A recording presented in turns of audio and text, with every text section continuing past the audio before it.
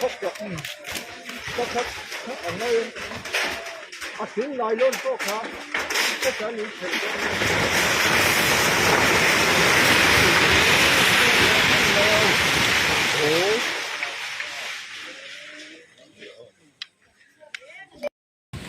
Hey, he Miss Pari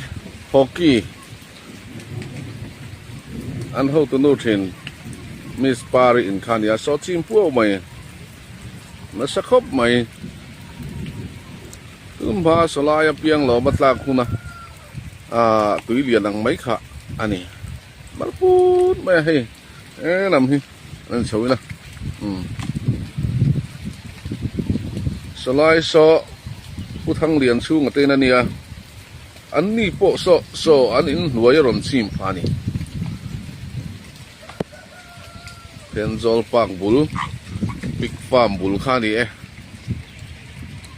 น้ำไว้เราปิดเป็ดเข้าใหม่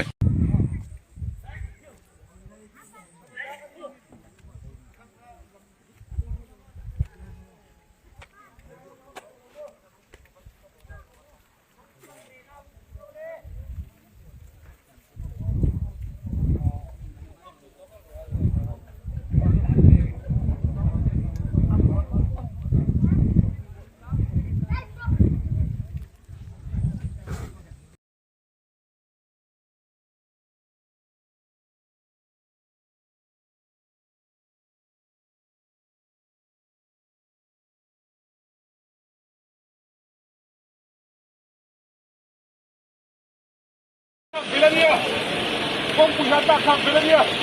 ông xuất đâu con quỳ khát tập bắt được sao về đây lo kami ro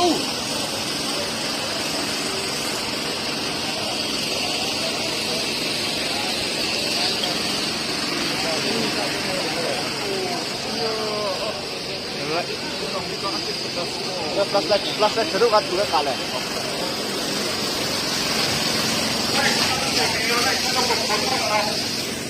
hay là lấy cả cái lai bên so so lai bên so hay là